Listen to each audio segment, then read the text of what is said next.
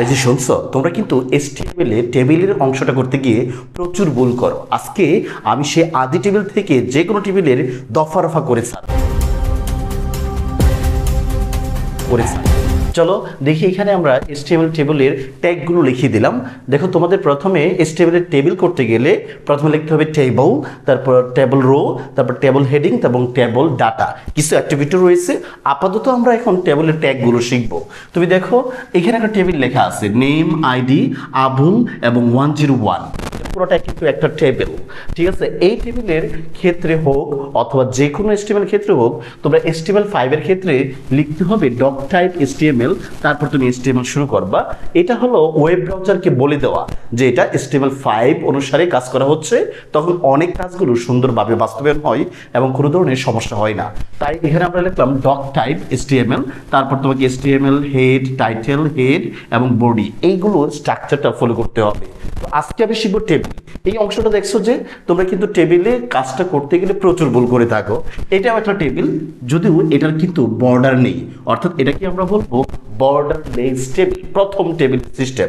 যেহেতু এটা একটা টেবিল, তাহলে আমরা প্রথমে কি করব, আমরা প্রথমেই এখানে টেবিলের ট্যাগগুলো ব্যবহার করব। তো চলো আমরা এখানে লেখা দিই। আমরা প্রথমে কি লিখবো, টেবল লিখবো। এটা টেবিল বিদায় পুরাটাই এই অংশের কাজ করতেছি। টেবল লেখার পরে আমাকে টেবল রো লিখতে হবে, অর্থাৎ টিআর লিখতে হবে। টিআর লেখার পরে টিআরের অংশে এই যে উপরের অংশটা দেওয়া আছে, এর ভিতরে এটা একটা টিআর টেবল রো, এটা আরেকটা টিআর, এটাও টেবল রো। তো তুমি এখন এই অংশের কাজ করতেছ। এই অংশের কাজ করলে তুমি এখন টিএইচ ব্যবহার করবা, এটা হলো টেবল হেডিং। যদি তুমি টিএস ব্যবহার করো তখন এটা অটোমেটিক মাঝখানে চলে যাবে। এটাকে টেবল হেডিং কেন হলো, কারণ লেখাটার ফন্টটা একটু সাইজে বড় রয়েছে এবং এটা একটু বড়। যদি কখনো ফন্ট সাইজ বড় হয় এবং বোল্ড আকারে থাকে, তখন এটাকে আমরা বলি টেবল হেডিং। তাই এখানে টিএস লিখলাম, টিএস লিখে তারপর আমরা বাকি অংশটা লিখব, অর্থাৎ এখানে নেম লিখব। প্রত্যেকটা ট্যাগেরই শুরু আছে, আবার এটার শেষও রয়েছে, তাই এখানে তোমাকে শেষও করে দিতে হবে। এখানে কয়টা রয়েছে টিএস বলো তো? এই রুতে টিএস রয়েছে দুইটা, একটা হলো নেম আর একটা হলো আইডি। তাই আমরা এইখানে টিএস আরেকটা লিখব, সেটা হবে আইডি হবে। তো এখানে আমাদের প্রথম রোটা শেষ হয়ে গেল। প্রথম রো যেহেতু শেষ হয়ে গেল, তাই আমরা টিআর লিখলাম। এবার নিচের অংশে কিন্তু আরেকটা রয়েছে। তুমি দেখো, এই লেখাটা আর উপরের লেখাটা কিন্তু একরকম নয়। উপরের লেখাটা একটু মোটা, সাইজে বড়, এটাও একটু মোটা এবং সাইজে বড়, তাই এটাকে টেবল হেডিং বা টিএস বলা হয়। আর নিচেরটা হলো স্বাভাবিক লেখা, একটা স্বাভাবিক লেখা হলে তখন এটাকে আমরা বলি টেবল ডাটা। তাহলে দ্বিতীয় অংশে আমরা যে কাজটা করব, আমরা চলো এখানে লিখে দিই। দ্বিতীয় অংশে আমাদের আরেকটা টিআর লাগবে। আমরা এখানে একটা টিআর লিখলাম মানে টেবল রোর জন্য। আর এখানে কয়টা আছে বলো তো? এই রোতে ডাটা রয়েছে দুইটা, তাহলে একটা এখানে হবে আর একটা এখানে হবে। এখানে প্রথম ডাটাটা হলো আবুল, তো আমরা এখানে আবুল লিখে দেব। দ্বিতীয়টা হলো 101, এখানে আমরা 101 লিখে দেব। দেওয়ার পরে আমরা এখন বাকি কাজটা করব, অর্থাৎ ক্লোজ করে দেব। তুমি জানো বেসিক নিয়ম অনুযায়ী আমরা ক্লোজ করে দেব সবগুলোকে, অর্থাৎ এই টেবলকে ক্লোজ করে দেব, বডিকে ক্লোজ করে দেব। এখানে আমরা টেবলকে ক্লোজ করে দিলাম এবং আমরা বডিকে ক্লোজ করে দিলাম এবং আমরা HTML-কে ক্লোজ করে দিলাম। তো প্রথমে এগুলো লিখতে হবে, তারপরে এখানে আসতে হবে, তারপরে এটার পরে এটা লিখবা। এটা আমাদের 2 নাম্বার, এটা হলো প্রথম রো, এটা হলো 2 নাম্বার রো। এটা লেখার পরে বাকিগুলো ক্লোজ করে দিবা। এটা হলো এই টেবিলের আমাদের HTML কোড। তাও এটাকে আমরা কি বলতেছি? এটাকে আমরা বলতেছি বর্ডারলেস। তো এটা কি টেবিল? এটা হলো একটা বর্ডারলেস টেবিল, ঠিক আছে। যেহেতু বর্ডার নাই, তাই আমরা এটা করলাম। চলো, যদি বর্ডার থাকে তখন কিরকম হবে? এই টেবিলটাই যদি আমরা কাজটা করি তাহলে কিভাবে করব? চলো আমরা সম্পূর্ণ অংশ মুছে ফেলি। আমাদের HTML বডি পর্যন্ত অংশটা মুছে ফেললাম। আমরা কাজ করব টেবল থেকে, বডির পর থেকে। চলো এখানে লেখা দিই। আমি এখানে লিখে দিলাম, প্রথমে হলো বডি। উপরের অংশ মনে করো আছে, উপরে যে অংশগুলো লেখছো সেগুলো আছে। এখন এই টেবিলটাকে তুমি বর্ডার দিবা। যখন তুমি বর্ডার দিবা তখন দেখবা বর্ডার দিলে এরকমভাবে তোমার বক্স তৈরি হবে। এরকমভাবে প্রত্যেকটাই একটা করে বক্স আসবে। খেয়াল করো কিভাবে আমি কাজটা করতেছি। যদি এরকমভাবে বক্স থাকে তখন আমরা যে টেবিলটা পাই, এই টেবিলটাকে বলি কি বর্ডার সহ রয়েছে। এখন যে টেবিলটা পাইছি এই টেবিলটাতে কিন্তু কি রয়েছে, বর্ডার রয়েছে, দেখছো এগুলো বর্ডার রয়েছে। তো যেহেতু বর্ডার আছে তাহলে আমাদের অ্যাট্রিবিউট ব্যবহার করতে হবে, সেটা হলো বর্ডার 1 ব্যবহার করব। কিভাবে লিখবো বলো তো, আমি প্রথমেই লিখবো টেবল, তারপর লিখবো বর্ডার, এই বর্ডারে কত লিখবো 1 লিখবো, তো এই বর্ডারে লিখলাম 1 লিখলাম। তারপরে লিখতে হবে টিআর, টিআর পরে তুমি জানো টিএস, তারপরে হবে নেম, তারপরে হবে টিএস, আবারও টিএস হবে, সেখানে হবে আইডি। স্বাভাবিকভাবেই লিখবা, এটা যখন টিএস দিয়ে লিখবা তখন অটোমেটিকভাবে সেটা মোটা হয়ে যাবে। তো এখানে আমরা এই কাজটা করলাম। একইভাবে নতুন একটা টিআর রয়েছে নিচের অংশ, সেখানে আমরা ব্যবহার করব টিডি, তাই এখানে টিডি লিখলাম, আবার লিখবো আবুল, এখানেও টিডিটা লিখবো, টিডিটা লিখে বাকিটা লিখে দেব 101 লিখে দেব। এখান থেকে আমরা টেবল ক্লোজ করব, তারপর বডি ক্লোজ, টেবিল ক্লোজ করে দেব। এই ছিল তোমাদের এই টেবিলটার কোডটা। তুমি বুঝছো বিষয়টা? একটু আগে যখন আমাদের এই ধরনের রেখা ছিল না তখন কিন্তু আমরা সেই কোডটা করলাম বর্ডার ছাড়া, বর্ডার লিখি নাই। বর্ডার যখন লিখি নাই তখন কিন্তু এই রেখাগুলো আসে নাই। এই যে 4টা রেখা 2টা করে আছে, এখানে 4টা করে আছে, এই রেখাগুলো আসে নাই। এগুলো তখনই আসছে যখন আমি বর্ডার 1 দিলাম। কিন্তু বাস্তবে দেখো, বাস্তবে কিন্তু টেবিল এরকম হয় না। বাস্তবে টেবিলটা কিরকম হয় বলো তো? বাস্তবে কিন্তু টেবিলটা এই মাঝখানে এতগুলো থাকে না রেখা। রেখা কি এতগুলো থাকে না?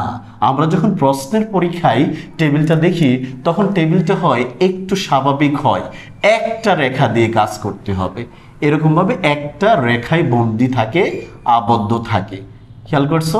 এখন এই কাজটা যখন করবা, একটু আগে তো দেখছো ডাবল ছিল তখন বর্ডার লিখছো, এখন কিন্তু এখানে নতুন একটা সিঙ্গল রেখা আসছে, অর্থাৎ এখানে যে একটা রেখা ছিল এরকম ভাবে বক্সটা ছিল, এই বক্সটা কিন্তু এখন আর নাই। যেহেতু বক্স নাই তার মানে এখানে স্পেস নাই। কিসের স্পেস নাই? সেলের কোনো ধরনের স্পেস নাই। যেহেতু সেলের স্পেস নাই তাহলে আমরা যখন টেবল লিখবো বর্ডার ঠিকই 1 দেব, কিন্তু এই স্পেসটা মিসিং করার জন্য, এই পেজটা বাদ দেওয়ার জন্য আমরা লিখবো আরেকটা অ্যাট্রিবিউট, সেটা নাম হলো সেল স্পেসিং। তোমরা কিন্তু এই কাজটা করতে গিয়ে প্রচুর ভুল করো। এখানে তুমি সেল স্পেসিং শব্দটা ব্যবহারই করো না। তোমরা কি করো না? সেল স্পেসিং শব্দটা ব্যবহার করো না। তুমি তো দেখতে পাইছো সেল স্পেসিং ব্যবহার না করলে এই যে আইডি অংশটা সেটা কিন্তু এরকম ভাবে বক্সে রূপান্তরিত হয়। আর আমাদের বাস্তবে পরীক্ষায় তো এরকম থাকে না, একটা সিঙ্গল বর্ডার থাকে। যেহেতু সিঙ্গল বর্ডার থাকে তাই কিন্তু আমাদের ব্যবহার করতে হবে সেল স্পেসিং। তা আমাদের উত্তরটা এভাবে হবে, সব ঠিকই থাকবে, কেবল এখানে সেল স্পেসিং 0টা লিখে দিতে হবে। এটা হলো এই প্রশ্নের উত্তর। আচ্ছা, যদি টেবিলটা দেখো এরকম না থেকে আরো ভিন্ন রকম ভাবেও হতে পারে, অর্থাৎ আরো নতুন নতুন অ্যাট্রিবিউট যোগ করার প্রয়োজন হতে পারে।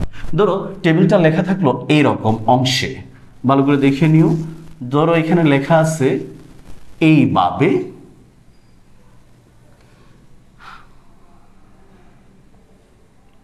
কি লেখা আছে? ধরো এখানে ধরো লেখা আছে নেম, নেমটা একটু মোটা আছে, আর এখানে লেখা আছে এ এবং বি। আমি বাম পাশে লিখে দিই, এটা এ এবং এটা বি। খেয়াল করো এই যে অংশটা লেখা আছে, এই টেবিলটার উত্তরটা কিভাবে করবা? ঠিক সবই ঠিক থাকবে। আমরা কি করব জানো? আমরা এখানে যে নেম অংশটা লেখা আছে এই অংশে পরিবর্তন করব, কারণ এটা ঠিকই আছে, একটা সিঙ্গল লাইন রয়েছে, 1 দিলাম বর্ডার, মাঝখানে স্পেসিং নাই, সেল স্পেসিং 0 দিলাম। এবার আমরা প্রথম রোটা করতেছি। এই প্রথম রোটাতে টিএস রয়েছে, কি রয়েছে? টেবল হেডিং রয়েছে। যেহেতু টেবিল হেডিং রয়েছে তাহলে এইখানে আমাদের একটা অ্যাট্রিবিউট ব্যবহার করতে হবে, সেটাকে আমরা বলবো কুল স্প্যান। যখন কলাম বাদ দেই, স্প্যান করি, তখন আমরা সবসময় ব্যবহার করি কুল স্প্যান। তুমি দেখো এই যে রেখাটা আছে না, এই রেখাটা যদি আমি এখানে ক্লিক করতাম তাহলে কিন্তু এখানে সেট করে যেত, নেমকে 2টা ভাগে বিভক্ত করে ফেলতো। যেহেতু এখানে সে 2টা জায়গা দখল করছে, কিসের 2টা দখল করছে? ডাটার, কলামের 2টা জায়গা দখল করলো। কে দখল করলো? টিএস, টেবল হেডিং। যেহেতু এই নেম অংশটা 2টা জায়গা দখল করছে, মানে কলামকে দখল করছে, তাই লিখলাম কুল স্প্যান। 2টা জায়গা হওয়ার কারণে আমরা লিখবো 2। তাহলে এখানে লিখতে হবে 2, তারপরে তুমি লিখবা নেম, তারপরে তুমি লিখবা টিএস ক্লোজ করে দিবা, বাস বাকিগুলো সব একই রকমই থাকবে। টিআর ক্লোজ করবো, নতুন টিআর শুরু হবে, সেখানে আমরা লিখব প্রথম টিডিতে লিখব এ, এটা বাম পক্ষে থাকবে, তারপরে হলো বি। এটা হলো আমাদের কুল স্প্যানের কাজটা। চলো আমরা এখানে সেই অপশনটাও লিখে দেই।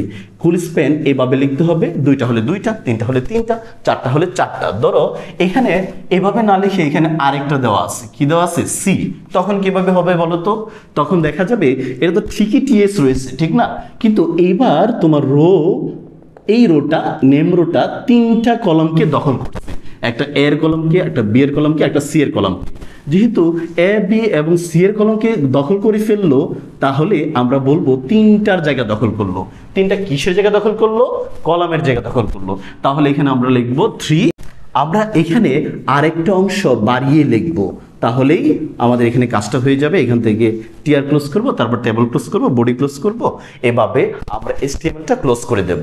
আচ্ছা, যদি এই জায়গাটা চারটা জায়গা দখল করতো, ধরো এখানে চারটা বা পাঁচটা থাকতো, তখন কি হতো বলো? ধরো এখানে এ লেখা, এখানে বি, এখানে সি, এখানে ডি, তখন আমরা কি করতাম? এখানে 4 লিখতাম আর এখানে 4টা হতো, মানে এখানে টি ডিটা আরেকটা বেড়ে যেত, বাস। তো আবার আমরা এখানে টিআর ক্লোজ করতাম, এভাবে সম্পূর্ণটা ক্লোজ করে দিতাম। বুঝতে পারছো শিক্ষার্থীরা? তাহলে এটাকে বলা হয় কুল স্প্যান। বুঝবা কি করে এটা যে কুল স্প্যান? এটা কুল স্প্যান হওয়ার শর্তটা হলো এটা অবশ্যই উপরে এবং নিচের অংশে বাদ পড়বে। উপরের অংশ এবং নিচের অংশ বাদ পড়লে তখন আমরা বলবো এটাকে কুল স্প্যান। চলো আমরা এগুলো মুছে ফেলি। এখানে আমরা অ্যাট্রিবিউটগুলো আস্তে আস্তে লিখে দেবো, এই অ্যাট্রিবিউটগুলো এখানে লিখে দেবো। তাহলে কুল স্প্যান বুঝতে পারলাম। কুল স্প্যান কখন হবে? যদি কুল স্প্যান হয় তাহলে উপরে নিচে অথবা নিচে উপর থেকে বাদ পড়তে হবে। তাহলে রো স্প্যান যদি হয় তখন কীরকম হবে? তখন ডান বাম বাদ পড়তে হবে। ডান বাম যদি বাদ পড়ে তখন এটাকে আমরা বলবো রো স্প্যান। চলো এই অংশটাই আমরা এখানে লিখি। ধরো এটা এভাবে লেখা আছে, টেবিলটা হলো এরকম দেওয়া। তো এখানে দেখছোই তো, এখানেও কি রয়েছে? সিঙ্গল লাইন রয়েছে, তাহলে বর্ডার 1 হবে এবং এর মাঝে কোনো স্পেস নেই, অর্থাৎ এখানে বক্সের মতো হয় নাই, ডাবল করে বক্স হয় নাই, তাই সেল স্পেসিং 0 লিখতেই হবে। এটা তোমার খুব মনে করে রাখা উচিত, এটা লিখতেই হবে, নাহলে কিন্তু কাজ হবে না। ধরো এইখানে লেখা আছে নেম লেখা আছে, কিভাবে লেখা? নেম লেখা একটু মোটা আকারে, ফন্ট সাইজ বড়, আর এখানে লেখা আছে এ, এখানে বি। এখন এই কাজটা করবা কি করে? তুমি এই কাজটা যখন করবা তখন এখানে টিএসি কি লিখবা? কুল স্প্যান লিখবা না, তোমাকে লিখতে হবে রো স্প্যান লিখতে হবে। এই রো স্প্যান কয়টা আছে? এখানে 2টা আছে। রো স্প্যান কেন বলো তো? কারণ এটা ডান বাম, আমাদের ডান বাম বাম ডান মিসিং হয়ে গেল, তাই বাম ডান ডান বাম মিসিং হয়ে গেলে 2টা জায়গা দখল করলে তখন সেটাকে আমরা বলবো রো স্প্যান। তাই এখানে 2টা জায়গা দখল করছে, তাই 2 লিখলাম হবে। আচ্ছা, যদি এখানে আমাদের 2টা না থেকে 3টা থাকে বা 4টা থাকে বা 5টা থাকে তখন কি হবে? ধরো এরকমভাবে অনেকগুলো দেওয়া আছে, তখন বলো কি হবে? ধরো এখানে এ, এখানে বি, এখানে সি, এখানে ডি, এখানে ই লেখা, তাহলে এখানে 5টা অংশ আছে। তাহলে এটা কয়টা জায়গা দখল করলো? 5টা জায়গা দখল করলো একটা টেবল হেডিংয়ে। তো এখানে আমি কেবল লিখবো 5 লিখবো। আচ্ছা, টেবিলটা যদি এরকম থাকে, ধরো লেখা আছে ইনফো, তারপর এইভাবে টেবিল দেওয়া আছে, খেয়াল করো বিষয়টা। লেখা আছে ধরো আইডি, আইডি অংশ একটু মোটা আছে, তারপর লেখা আছে নেম, নেমটাও একটু মোটা আছে, বুঝো বিষয়টা। এটাও একটু ফন্ট সাইজ বড় এবং মোটা আছে এবং আইডি লেখা আছে এবং উপরে লেখা আছে। আর এখানে আইডির মান 101 দেওয়া আছে, আর এখানে ধরো আবুল লেখা আছে একবারে মাস বরাবর। এইবার যদি তুমি কাজটা করো তাহলে তুমি দেখো এখানে কিন্তু নতুন একটা অ্যাট্রিবিউট আসবে। এখানে এই অংশটা অটোমেটিক মাঝে চলে যায় যখন তুমি টেবিল হেডিং করবা, কিন্তু নিচের টেবিল ডাটাটাকে মাঝে নেওয়ার জন্য আমাকে লিখতে হবে অ্যালাইন। অ্যালাইন লিখে কি লিখবো? সেন্টারে লিখতে হবে। চলো এই অংশটাও দেখি। তাহলে আমরা এইখান থেকে কাজটা করব। প্রথমে আমরা কি লিখব? এই টেবিলটা করার জন্য বডির পরে লিখব টেবল, তারপর লিখব বর্ডার 1 সেল স্পেসিং 0 লিখতে হবে। এবার এটা এই টেবিলের উপরের অংশটা যেটা, এটার নাম হলো ক্যাপশন। তার মানে এখানে তোমাকে ব্যবহার করতে হবে ক্যাপশন। ক্যাপশন করে লিখবা ইনফো, তারপর এখান থেকে ক্যাপশনটা ক্লোজ করবা, তারপরে নিচের অংশটা দেখবা। নিচের অংশটা কি? নিচের অংশটা হলো প্রথমেই তুমি টেবল রো তৈরি করবা। যেহেতু এটা একটা রো, আবার এটা 2টা রো আছে। এখানে টিএস আছে কয়টা? টিএস আছে 2টা। টিএস অটোমেটিকভাবেই মাঝখানে চলে যায়, তাই এখানে টিএসে কোনো ধরনের অ্যালাইনমেন্ট লেখার দরকার নেই। তো তো আমি এখানে টিএসটা লিখে দিলাম। এবার এখান থেকে আমি টিআরটা ক্লোজ করে দেবো। ঠিক একইভাবে নিচের অংশটাও কাজটা করো। তাহলে প্রথমে টি আর লেখো, পরে টিডি লেখো, পরে টিডি লেখো, কিন্তু এই টিডিতে অ্যাট্রিবিউট হবে।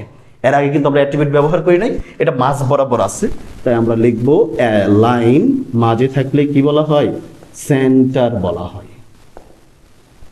সেন্টার বলে এখানে আমরা লিখবো 101, টিডিটা ক্লোজ করে দেব।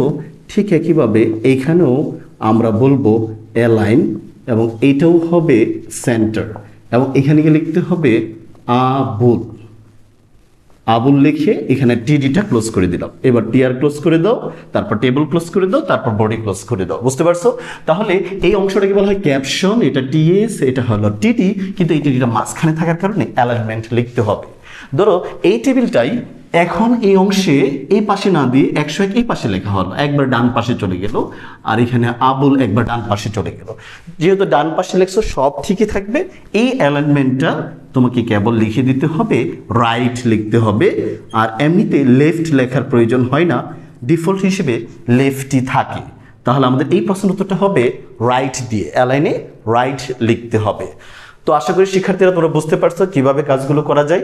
এই টেবিলের আমরা HTML টেবিলের ক্ষেত্রে কী রকমভাবে কোন কোন ট্যাগগুলো ব্যবহার করতে হয় এবং কি অ্যাট্রিবিউট ব্যবহার করতে হয়, কোন ধরনের অ্যাট্রিবিউট ব্যবহার করলে কীরকম কাজ হয়, এই সবগুলো নিয়ে আলোচনা করলাম।